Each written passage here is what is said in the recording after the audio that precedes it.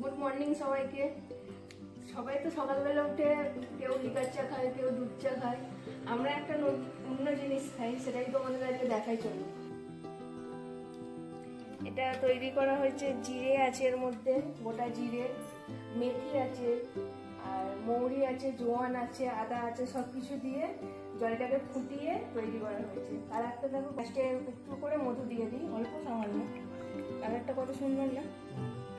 এটা খাওয়ার বেনিফিটস কি আছে বলো তো? তুমি বলো। এটা যাদের বেশি করে ফ্যাট জমা হয়ে গেছে বডিতে, হ্যাঁ, তো তাদের ফ্যাটটাকে খুব তাড়াতাড়ি একটু বেরিয়ে গেছে, কারণ ফ্যাট হয়ে গেছে, সেই জন্য ফ্যাটটা মানে ফ্যাট কাটাটা দিক দিয়ে বলবো। কোনো সাইড ইফেক্ট নেই, কিছু নেই।